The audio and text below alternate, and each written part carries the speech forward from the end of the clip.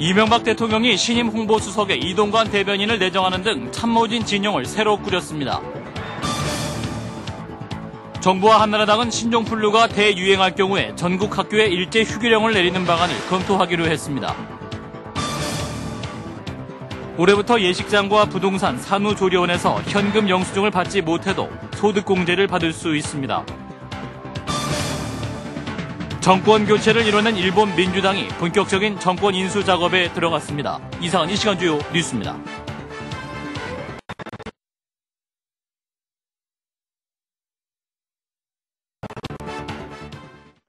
시청자 여러분 안녕하십니까? 이명박 대통령은 정책실장과 홍보수석, 인사기획관 등을 신설하는 청와대 조직 개편을 단행했습니다. 정재훈 기자의 보도입니다. 이명박 대통령은 오늘 청와대 3기 참모진 인선과 조직 개편을 발표했습니다. 먼저 경제와 국정기획 등 정책 분야의 통합 조정을 맡는 정책실장직이 신설되고 각 정책 분야 수석들이 참여하는 정책조정회의가 상설화됐습니다. 또 홍보 기능을 총괄하는 홍보수석실이 새로 설치되고 대변인은 산하 비서관급으로 1, 2 대변인 체제로 재편됐습니다. 수석급의 인사기획관과 메시지 기획관, 그리고 국제경제보좌관이 신설되고 기존 공직기강팀은 비서관실로 확대 개편됐습니다. 이번 개편은 집권 중반기 효율적인 보좌를 위한 시스템 재편에 초점이 맞춰졌습니다. 대통령의 국정 운영을 보다 효율적으로 뒷받침하기 위해서 조직과 기능 등 시스템 개편에 주안점을 두었습니다. 신설된 정책실장은 윤진식 경제수석이 겸임합니다. 정무수석과 홍보수석은 박형준 홍보기획관과 이동관 대변인이 각각 수평 이동했습니다. 민정수석에는 권재진 전 서울고검장이, 사회정책수석과 교육과학문화수석에는 진용곤 여성부 차관과 진동섭 한국교육개발원장이 각각 내정됐습니다. 제1대변인과 2대변인에는 박성규 언론위 비서관과 김은혜 부대변인이 각각 내정됐습니다. 이 밖에 상근직인 정무와 경제특보에는 맹영규 정무수석과 강만수 국가경쟁력 강화위원장이 각각 내정되는 등 대통령 특보직도 일부 교체됐습니다. 이명박 대통령은 오늘 청와대 조직 개편에 이어 이번 주 내로 개각까지 단행함으로써 집권 중반기를 위한 새로운 진용 구축을 마무리할 예정입니다. CBS 뉴스 정재훈입니다. 정부와 한나라당은 신종플루가 대유행 단계에 접어들어서 국가 전염병 위기 단계가 경계에서 심각 단계로 상향 조정되면 전국 학교에 일제 휴교령을 내리는 것을 검토하기로 했습니다. 사회부 최승진 기자입니다. 빠르게 확산되고 있는 신종플루에 대비하기 위해 한나라당과 관계부처가 오늘 국회에서 긴급회의를 가졌습니다. 회의에서 교육과 기술부는 신종플루 상황이 크게 악화돼 경계에서 심각 단계로 접어들면 학교 일제 휴교령을 검토하기로 했습니다. 교가부는 또 현재 각 초중고에 체온계와 손세척제 등 위생 물품이 부족하다는 지적에 따라서 예산을 마련해 대처하기로 했습니다. 논란이 된 의료진과 노년층, 영유아 등 고위험군에 대한 백신 우선순위는 예방접종심의위원회에서 최종 결정하기로 했습니다. 백신 접종은 단체와 저소득층에 대해서는 보건소에서 전액 무료로 접종하는 방안을 추진하기로 했습니다. 국방부는 신종플루가 심각 단계가 될 경우 필요하다면 장병의 휴가와 외출, 외박을 전면 통제할 예정입니다. 행정안전부는 유행이 확산돼 특단의 조치가 필요하면 재난 사태를 선포하고 공무원들의 해외 연수도 연기하는 것을 검토하기로 했습니다. 보건복지가족부는 중증 환자 관리를 위한 거점 병원의 격리, 진료 공간 설치와 운영 비용을 실비로 지원할 계획입니다. CBS 뉴스 최승진입니다. 심대평 대표의 탈당으로 최대 위기를 맞은 자유선진당이 후속 대응책 마련에 부심하고 있습니다. 국회에서 이재준 기자입니다. 자유선진당은 오늘 서울 수유리 아카데미 하우스에서 의원 연찬회를 열고 심대평 대표 탈당에 따른 대응 방안을 논의했습니다. 이회창 총재는 이 자리에서 이번 사태를 큰 소동이라고 표현하면서 자신의 부덕의 소치라고 유감을 표시했습니다. 이 총재는 그러나 창당 1년 7개월 만에 맞은 이번 위기를 오히려 기회로 삼자며 내부 수습에 나섰습니다.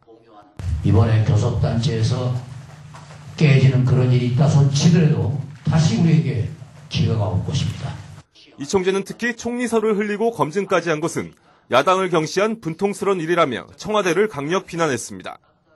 이 총재는 오늘 저녁 충남 공주에 머물고 있는 심대평 대표를 찾아가 탈당을 만류할 것으로 알려졌지만 정작 당사자는 결심을 굽히지 않고 있습니다. 심 대표는 오늘 아침에도 한 라디오 방송에 출연해 하루아침에 생각이 바뀌겠느냐며 탈당 입장을 재확인했습니다. 오후에는 공주시장과 영기군수 등의 동반 탈당 선언도 잇따랐지만 현역 의원들의 동참 가능성은 그리 높지 않은 것으로 알려졌습니다. 하지만 심 대표의 탈당이 기정사실화되면서 선진과 창조 모임의 교섭단체 지위에도 빨간불이 켜졌습니다. 이런 가운데 민주당 정세균 대표까지 이번 사태를 청와대의 의원 빼가기로 규정하면서 이른바 공작정치 논란도 불거지고 있습니다. 가깝게는 내일 시작될 정기국회 구도부터 멀게는 내년 지방선거 판세까지 이번 사태는 정치권에 근본적인 지각 변동을 불러올 것으로 전망됩니다. CBS 뉴스 이재준입니다. 국회의장 자문기구인 헌법연구자문위원회는 이원 정부제와 4년 중임 대통령제 등 권력구조 개편 방안을 담은 개헌안 최종 보고서를 김용호 의장에게 제출하고 주요 내용을 발표했습니다. 보고서에 따르면 이원 정부제는 대통령에 집중된 권한을 국무총리와 나눠 갖게 하는 것으로 총리의 경우 국회 과반수 찬성으로 선출돼서 행정수반이자 국군 통수권자로서 치안과 경제, 국방 등의 분야를 담당하면서 법률안 제출권을 행사할 수 있습니다. 또 4년 중임의 대통령제를 도입할 경우에 정부 권한을 축소하는 대신 정부통령제를 도입하고 국회의 권한을 강화해서 국회의원의 강요직 겸직을 금하고 행정부의 법률안 제출권을 폐지하는 내용을 담고 있습니다. 예식장과 부동산 산후조리원 등에서 현금 거래를 했을 때 내일부터 소득공제를 받을 수 있습니다. 국세청은 올해 상반기 변호사나 세무사, 예식장, 부동산 중개인 등과 현금 거래를 했다가 미처 현금 영수증을 받지 못한 사람은 내일부터 현금 영수증 홈페이지에서 거래 내역을 조회해 신고하면 소득공제를 받을 수 있다고 밝혔습니다. 조회 결과 현금 거래 내역에 빠졌거나 실제는 금액에 비해 적게 발급된 것을 확인한 경우에는 다음 달 15일까지 계약서나 영수증 등을 첨부해 신고하면 추가 소득공제 혜택을 받을 수 있습니다. 일본 중의원 선거에서 야당인 민주당이 압승을 해서 54년 만에 정권 교체가 이루어졌습니다. 하토야마 유키오 민주당 대표는 오늘부터 본격적인 정권 인수 작업에 들어갔습니다. 김준옥 기자입니다. 어제 실시된 일본 중의원 선거에서 자민당의 54년 아성을 무너뜨린 하토야마 유키오 민주당 대표는 첫 정권 교체의 기세를 등에 업고 곧바로 새 일본 건설을 위한 정권 인수 작업에 들어갔습니다. 가나오토 대표 대행과 오카다 가스야 간사장 등 당료들로 구성된 정권 인수팀을 정식 출범시켰습니다. 정권 인수팀은 먼저 내각과 당에 대한 인사를 단행한 뒤 국가전략국 등 새로운 조직을 구성하고 추경과 내년 예산 등 시급한 국가 현안 파악에 들어갈 예정입니다. 이를 위해 민주당은 오늘 자민당의 원활한 정권 인수 인계에 협조해 줄 것을 공식 요청하기로 했습니다. 국민들의 박구어 열풍이 어느 때보다 뜨거웠던 만큼 사회 전반에 걸쳐 대대적인 개혁이 추진될 것으로 예상됩니다. 무엇보다 골물대로 골문 자민당의 나눠먹기식 인사정책에 염증을 느낀 일본 국민들이 신임 하토야마 총리가 첫 인사단추를 어떻게 끼우는지를 매서운 눈길로 지켜보고 있습니다. 가장 관심을 모으고 있는 내각 인사는 다음 달 15일로 예정된 총리 지명 후에 단행할 것으로 보입니다. 사상 최악의 경제 위기를 겪고 있는 국민들에게 추경과 예산 편성 등을 통해 경제가 살아날 것이라는 기대감을 심어줘야 하는 과제도 함께 안고 있습니다. 어제 실시된 중의원 선거에서 민주당은 480석 가운데 과반 의석을 훌쩍 넘은 308석을 얻었으며 자민당은 119석을 얻는 데 그쳤습니다. CBS 뉴스 김준옥입니다. 국토해양부는 보금자리주택 4개 시범지구에 대해서 다음 달 30일부터 2주간의 입주자 모집 공고 기간을 거쳐 10월 15일부터 인터넷으로 일반 청약을 실시한다고 밝혔습니다. 이들 4개 시범지구는 서울 강남 세곡, 서울 서초 우면, 고양 원흥, 하남 미사 등 8,056제곱미터 면적의 총 6만 가구 규모로 조성됩니다. 문을 연 지 한 달째를 맞은 서울 광화문 광장에 지난 한 달간의 이용객이 200만 명을 넘어선 것으로 나타났습니다. 서울시는 지난 1일 개장한 광화문 광장 이용객은 하루 평균 7만 2천여 명 정도로 약 220만 명 이상이 다녀간 것으로 잠정 집계했습니다. 광화문 광장은 12.13 분수를 비롯해서 역사 물길, 특히 22만 4천여 송이의 꽃으로 조성된 플라워 카펫 등이 명소로 자리매김한 것으로 분석되고 있습니다. 지난해 여의도 면적의 37배에 달하는 국토가 늘어난 것으로 조사됐습니다.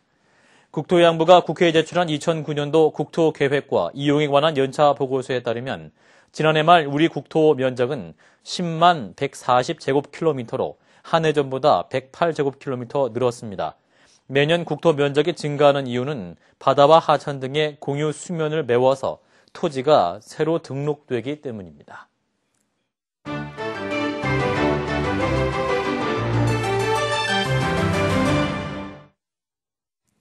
어제 치러진 일본 총선에서 예상대로 야당인 민주당이 과반을 훨씬 뛰어넘는 압승을 거뒀습니다.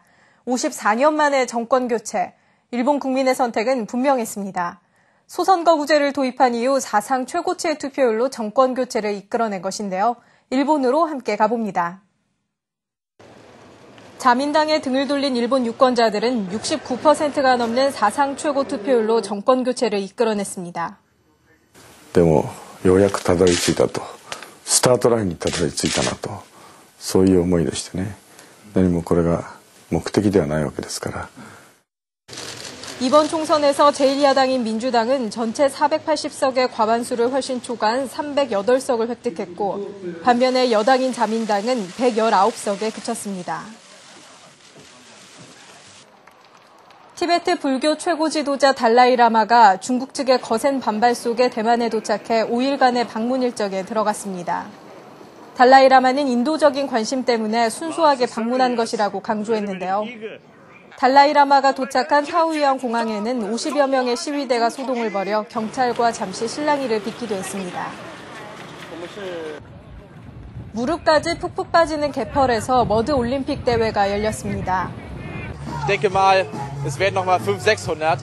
Viel größer kann es nicht mehr werden, weil wir haben nur 4 Stunden Zeit, weil dann kommt die Flut und dann sind die Spiele vorbei.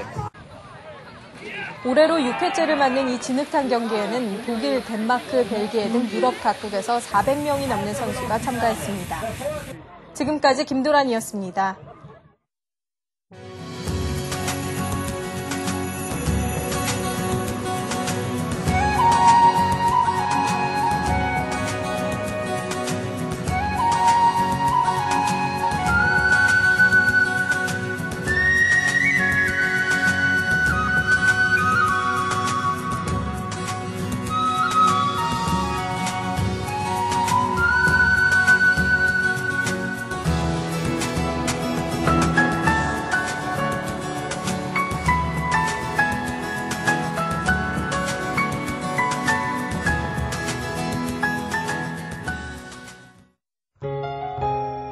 날씨입니다. 내일도 고기압의 영향으로 전국이 대체로 맑겠으나 제주도와 전남 남해안 지방은 대체로 흐리고 곳에 따라 비가 조금 오는 곳이 있겠습니다.